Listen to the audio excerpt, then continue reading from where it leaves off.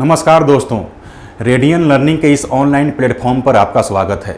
मैं रौनक द्विवेदी आज इस वीडियो में आपके लिए करेंट अफेयर्स के ऐसे 10 क्वेश्चन लेकर आया हूं जो एग्जाम पॉइंट ऑफ व्यू से बहुत ही इंपॉर्टेंट हैं।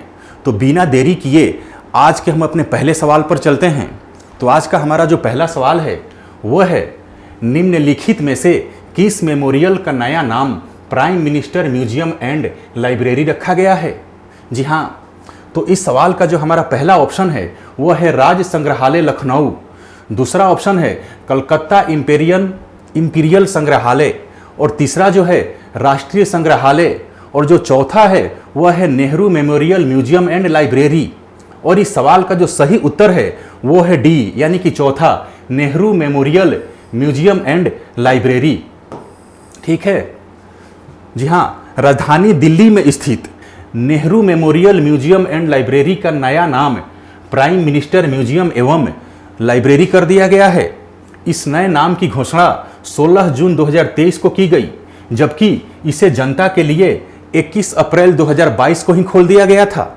आपको बता दें कि नेहरू स्मारक संग्रहालय और पुस्तकालय को एक वैश्विक बौद्धिक ऐतिहासिक स्थल और पुस्तकों एवं अभिलेखों का खजाना घर भी कहा जाता है।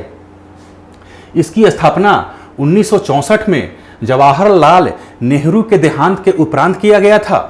मूलतः यह भारत के प्रथम प्रधानमंत्री जवाहरलाल नेहरू का सरकारी आवास हुआ करता था।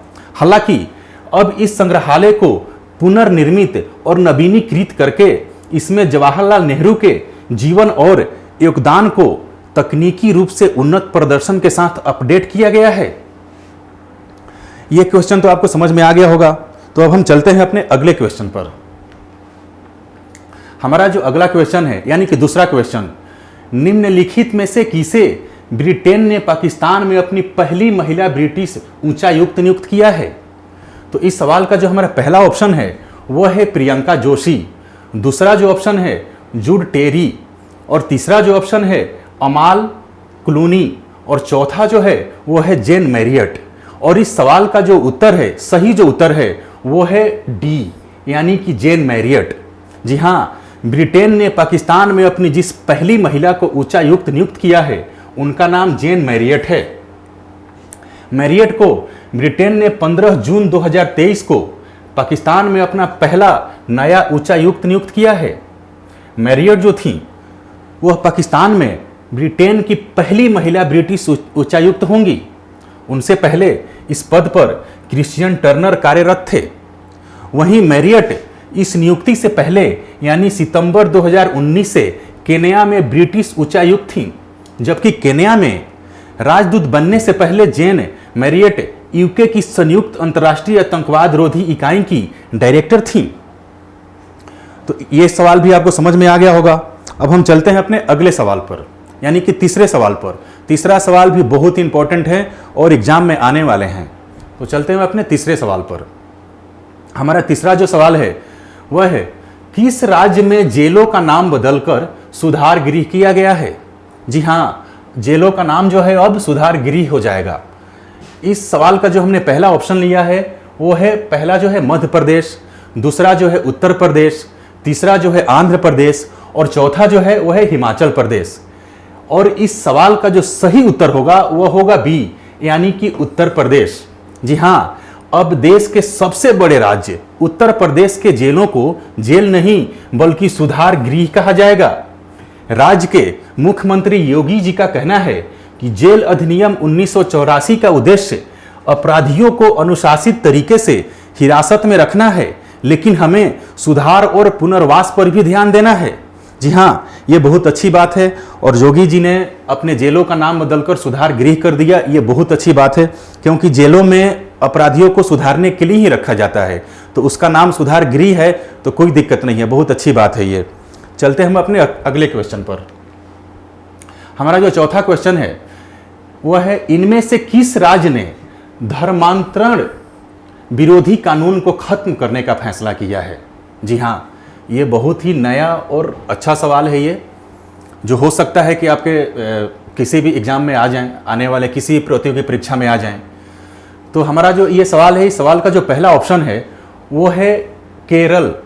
दूसरा जो है उत्तर प्रदेश, तीसरा जो है बंगाल और चौथा जो है कर्नाटक।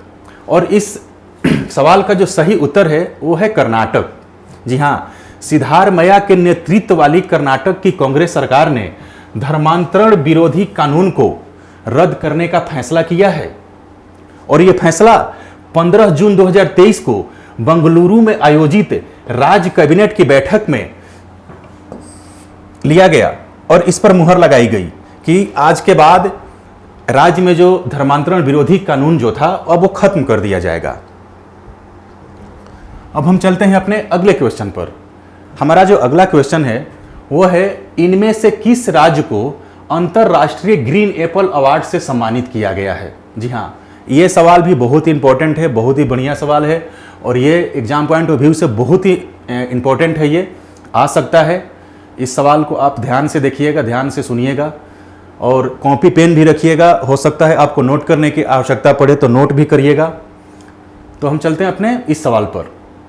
इनमें से किस राज्य को अंतर्राष्ट्रीय ग्रीन एप्पल अवार्ड से सम्मानित किया गया है?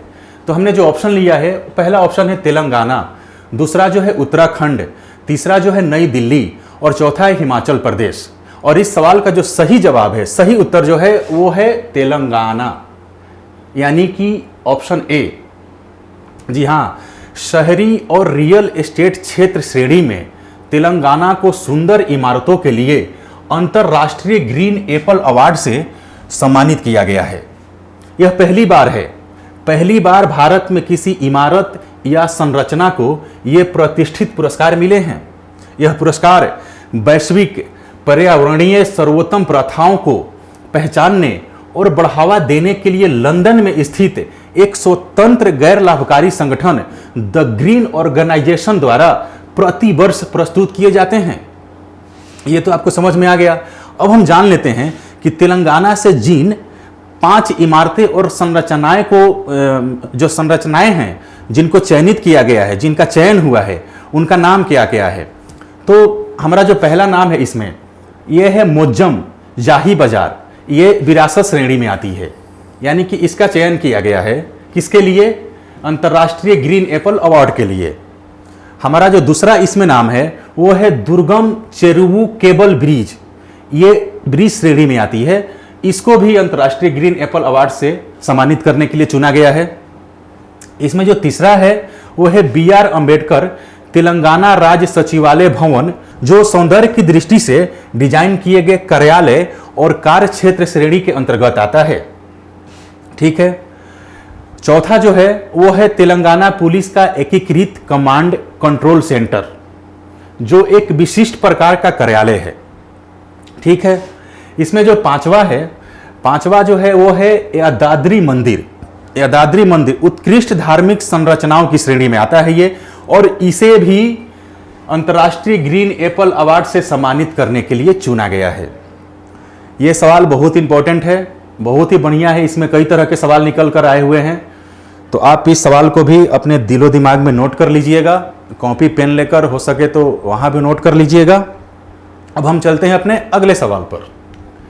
हमारा जो अगला सवाल है वह है, नए स्वास्थ्य सचिव के रूप में किन्हें नियुक्त किया गया है? तो इसमें जो हमने ऑप्शन लिया है, हमारा जो पहला जो ऑप्शन है, हमारा जो इसमें पहला ऑप्शन है वह है श्री एस गोपाला कृष्णन। दूसरा जो है यानी बी जगवीर सिंह, तीसरा जो है सुधांशु पंत, और चौथा जो है ऑप्शन वह है आशीष श्रीवास्तव। लेकिन इस सवाल का जो सही जवाब होगा, जो सही उत्तर है वो है सुधांशु पंत। जी हाँ, वरिष्ठ IAS अधिकारी सुधांशु पंत को नया केंद्रीय स्वास्थ्य सचिव नामित किया गया है।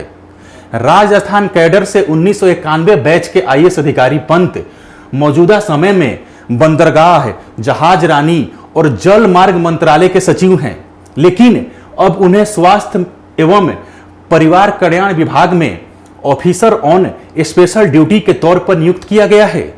मंत्रालय की ओर से जारी किए गए आदेश के मुताबिक अधिकारी इस साल 31 जुलाई को राजेश भूषण की सेवा निवृत्ति के बाद स्वास्थ्य और परिवार कल्याण मंत्रालय में सचिव के रूप में पदभार संभालेंगे। जी हाँ, ये जो हैं वो 31 जुलाई से अपना पदभार संभालेंगे और राजेश भूषण जी के रिटायरमेंट के बाद, यानी कि अभी जो इस पद पर हैं वो है राजेश भूषण जी हैं। ये भी एक सवाल आ गया निकल करके कि सुधांशु, अगर इस तरह के सवाल आ सकते हैं कि सुधांशु पंत जो हैं जिन्हें केंद्रीय स्वास्थ्य सचिव नामित किया गया है, उनसे पहले कौन थे इस पद पर, उनसे पहले कौन थे? तो ये सवाल, इसका उत्तर होगा राजेश भूषण। ठीक है, चलिए ये सवाल भी बहुत बढ़िया है, एक सवाल में 2 सवाल निकल कर आ गए। तो हम चलते हैं अपने अगले सवाल पर। हमारा जो अगला सवाल है वह है एनएचपीसी के डायरेक्टर के रूप में कौन नियुक्त हुए हैं? जी हाँ, यह भी बहुत बढ़िया इंपॉर्टेंट क्वेश्चन है ये। और इसके जो हमने ऑप्शंस लिए हैं, हमारे जो ऑप्शंस हैं इसमें जो हमने ऑप्शंस लिए हैं, पहला जो ऑप्शन है राजीव कुमार बिश्नोई, दूसरा जो ऑप्शन है राजेंद्र प्रसाद गोयल, और तीसरा जो है अमित कंसल, और चौथा जो हमने ऑप्शन लिया है वो है उत्तम लाल। और इसका सही उत्तर जो होगा वह उत्तम लाल ही होगा, यानी कि इस सवाल का जो सही उत्तर है वह है उत्तम लाल।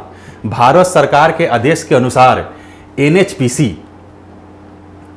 भारत सरकार के आदेश के अनुसार एनएचपीसी यानी national hydro electric power corporation के निदेशक मंडल ने उत्तम लाल को निदेशक कार्मिक के रूप में नियुक्त किया है। कंपनी ने एक एक्सचेंज फाइलिंग के माध्यम से घोषणा करते हुए कहा कि उत्तम लाल 13 जून से, ये आप नोट कर लीजिएगा, यानी उत्तम लाल जो हैं वो एनएचपीसी के डायरेक्टर के रूप में 13 जून से अपना पदभार संभालेंगे और 31 मई 2026 तक इस पद पर बने रहेंगे। जी हाँ, इस क्वेश्चन में भी 2-3 क्वेश्चन निकल कर आ गए कि national hydro electric power corporation के जो निदेशक के रूप में जिनका चयन हुआ है, नियुक्ति हुई है, उनका नाम क्या है? तो उनका नाम है उत्तम लाल। ये किस डेट से, यानी कब से ये इस पद को संभालेंगे, ये दूसरा क्वेश्चन निकल कर आ गया। और ये कब तक इस पद पर बने रहेंगे, ये भी एक क्वेश्चन निकल कर आ गया। दोस्तों, आप ये मत सोचना कि ये छोटे छोटे सवाल हैं। कभी कभार ऐसा भी होता है कि बड़े सवाल देखते रह जाते हैं और छोटे सवाल अपनी जगह बनाकर निकल जाते हैं। तो किसी भी सवाल को आप छोटा मत समझना, हर सवाल अपने आप में बड़ा होता है और उसकी एक अलग वैल्यू होती है, सबका अलग अलग एक अपना वो होता है। तो हर सवाल को इम्पोर्टेंट समझिएगा और हर सवाल को बढ़िया से अपने दिमाग में जगह बनाइएगा, जगह दीजिएगा। ठीक है, तो हम अब चलते हैं अपने अगले सवाल पर। हमारा जो अगला सवाल है बहुत इम्पोर्टेंट है। विश्व बैंक ने दक्षिण एशिया में अपनी पहली सड़क सुरक्षा परियोजना की शुरुआत किस शहर से की है? जी हाँ, ये बहुत ही बढ़िया सवाल है ये। और इस सवाल का जो हमने ऑप्शन लिया है वो है, पहला जो ऑप्शन लिया है इस्लामाबाद, दूसरा जो हमने ऑप्शन लिया वो है ढाका, तीसरा जो ऑप्शन लिया है नई दिल्ली, और चौथा जो लिया है वो है काठमांडू। और इस सवाल का जो सही उत्तर है, सही जवाब जो है वो है ढाका।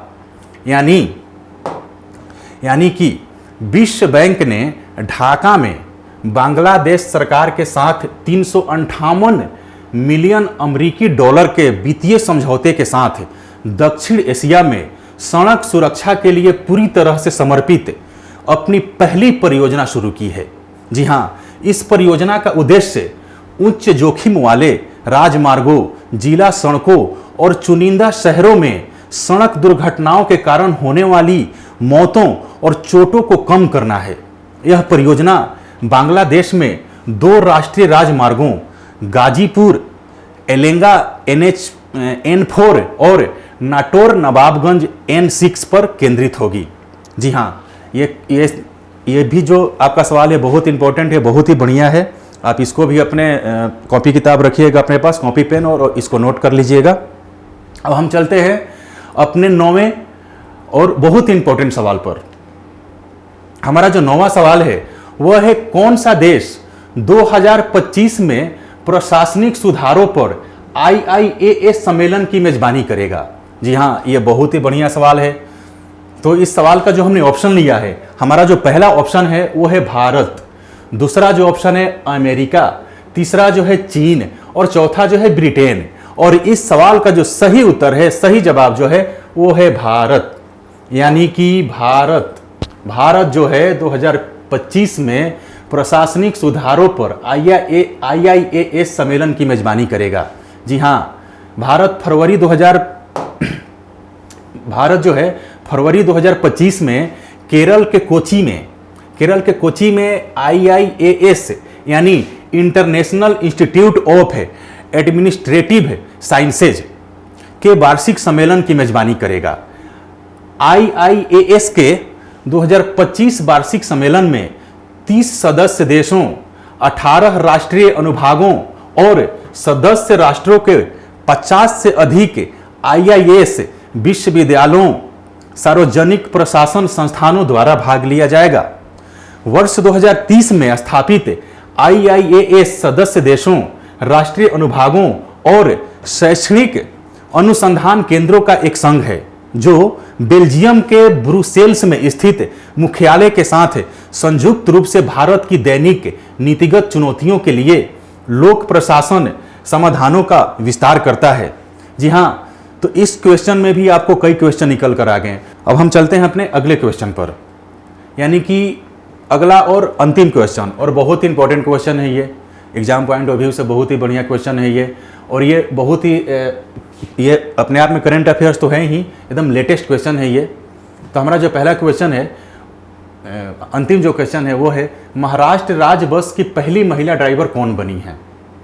इसमें जो हमने ऑप्शन लिया है वो है, पहला जो ऑप्शन लिया है अर्चना अत्राम, दूसरा जो ऑप्शन लिया है माधवी साल्वे, और तीसरा जो ऑप्शन लिया है रूपाली चाकरकर, और तीसरा जो ऑप्शन लिया है उसमें मैंने लिखा है इनमें से कोई नहीं।